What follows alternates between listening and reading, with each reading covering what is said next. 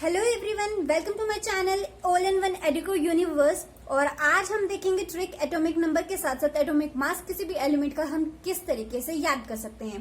I know guys, chemistry में atomic number याद करना बहुत इजी हो जाता है क्योंकि वो इतना भी इजी नहीं होता, लेकिन फिर भी as comparison to atomic mass atomic number याद करना इजी होता है किसी भी एलिमेंट्स का। तो आज हम देखेंगे कि एटॉमिक मास भी हम किस तरीके से याद कर सकते हैं। देखो गाइस, कोई भी एटॉमिक नंबर होता है हमारे पास किसी भी एलिमेंट का, तो वो या तो इवन होता है या फिर वो ओड होता है। ठीक है, दो चीजें होती हैं। तो जब इवन होता है तो उसका एटॉमिक मास जो होता है वो बिल्कुल 2 इंटू एटॉमिक नंबर होता है। 2 इंटू एटॉमिक नंबर होता है। और जब एटॉमिक नंबर ओड होता है तो उसका एटॉमिक मास जो होता है गाइस, वो होता है 2 into atomic number plus 1। I hope guys आप लोगों को मेरी बात इतने से ही समझ में आ गई होगी। एटॉमिक नंबर किसी भी एलिमेंट का जितना भी होता है, अगर वो इवन है तो 2 इंटू एटॉमिक नंबर ही उसका एटॉमिक मास होगा। अगर एटॉमिक नंबर ओड है तो 2 इंटू एटॉमिक नंबर प्लस 1 करके एटॉमिक मास होगा।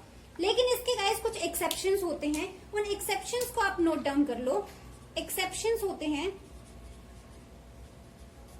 एक्सेप्शन होता है हीलियम, बेरिलियम, नाइट्रोजन और क्लोरीन। ये एक्सेप्शंस होते हैं। इन एक्सेप्शंस का कैसे क्या होता है वो मैं आप लोगों को बताऊंगी अब आगे। चलो कुछ एलिमेंट्स का देख लेते हैं हम एटॉमिक नंबर के साथ साथ एटॉमिक मासेस भी। गाइस देखो, ये आपके सामने लिखे हुए हैं 1 से लेकर 20 तक कुछ एलिमेंट्स के नाम और एटॉमिक नंबर। गाइस मैं आपको एक बात बता देती हूँ, यहाँ मैंने 1 से 20 इसलिए लिया है क्योंकि जो 20 होते हैं 20 तक ही हमें मतलब मिनिमम याद करने की जरूरत पड़ती है। उसके बाद अगर किसी भी एग्जाम में अगर आपको कोई भी एलिमेंट दिया गया तो उसका एटॉमिक मास जनरली गिवन होता है।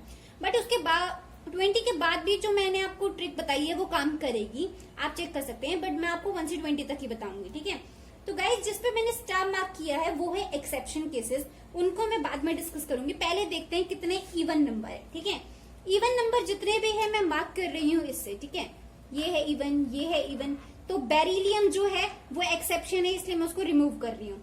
अब ये है इवन, ये है even, even even even even even और इवन। ओके गाइस, तो ये थे इवन नंबर्स। अब इवन नंबर्स जितने भी थे मैंने क्या कहा था, उनका डबल। तो हीलियम का क्या हो जाएगा एटॉमिक मास 4, कार्बन का 12, ऑक्सीजन का 16, नियोन का 20, मैग्नीशियम का 24, फॉस्फोरस का बताओ गाइस, फॉस्फोरस का सॉरी सिलिकॉन का होता है 14, तो सिलिकॉन का 28, नाउ 16 सल्फर का 32, now argon 18, 36 and 20 calcium 40। I hope guys आपको ये बहुत अच्छे से समझ में आएगा।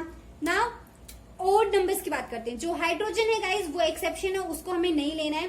तो 3 ओड है, 5 ओड है, 7 जो है एक्सेप्शन है, उसको हमें काउंट नहीं करना है। 9 ओड है, 11 ओड है, 13 ओड है, 15 ओड है, 17 जो है गाइज वो एक्सेप्शन है, उसको हमें काउंट नहीं करना है। नाउ 19 ओड है। ठीक है, अब देखो मैंने ओड का क्या बताया था, डबल प्लस 1। तो 3 2 जा 6, 6 प्लस 1 इसका एटॉमिक मास होगा 7, 5 2 जा 10, 10 प्लस 1 11 होगा। नाउ 9 2 जा 18, 18 प्लस 1 19 होगा इसका मास। 11 2 जा 22, 23 होगा इसका मास। 13 2 जा कितना होता है गाइज, 13 2 जा 26, तो इसका मास होगा 27 प्लस 1। 15 2 जा 30 प्लस 1 31।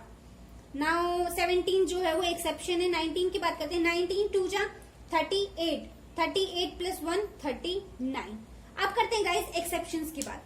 ये जो एक्सेप्शंस है गाइस, ये हमें याद करके चलना है, इसको हमें याद ही रखना पड़ेगा। अब देखो 1 का जो हाइड्रोजन होता है उसका मास 1 ही होता है, हमें याद रखना है। 4 जो है गाइस इवन होने के बाद भी इसके एटॉमिक मास में डबल प्लस 1 होता है, इसलिए 9। अगर मैं इसको एक्सेप्शन में नहीं रखती तो आप इसको इवन की तरह काउंट कर देते, इसलिए मैंने इसको एक्सेप्शन में रखा है। नाइट्रोजन की बात करेंगे गाइस 7, इसका डबल होता है 14। अगर मैं इसको एक्सेप्शन में नहीं रखती गाइस तो आप इसको 7 का डबल प्लस 1 कर देते क्योंकि ये ओड था, इसलिए ये एक्सेप्शन में गया।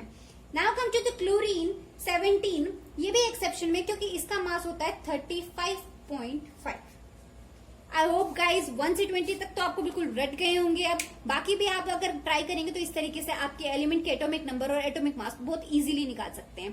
गाइज ये जब आप स्टार्टिंग में केमिस्ट्री शुरू कर रहे हैं, यानी कि अगर आप 11th स्टैंडर्ड में है या 12th स्टैंडर्ड में है, तो भी आपको ये ट्रिक्स बहुत हेल्पफुल है। और अगर आप किसी कंपटीशन की तैयारी कर रहे हैं, आई थिंक कोई भी कंपटीशन हो, उसमें आपको ये चीज बहुत हेल्प करेगी क्योंकि विदाउट नोइंग एटॉमिक मास और एटॉमिक नंबर आप केमिस्ट्री के एलिमेंट से रिलेटेड क्वेश्चन सॉल्व नहीं कर पाएंगे। तो आई होप गाइज आपको वीडियो अच्छी लगी होगी, तो प्लीज लाइक कीजिएगा, ज्यादा से ज्यादा शेयर कीजिएगा और फर्दरमोर ऐसी ही ट्रिक्स और कॉन्सेप्ट्स देखने के लिए मेरे चैनल को सब्सक्राइब कीजिएगा। Thank you so much guys.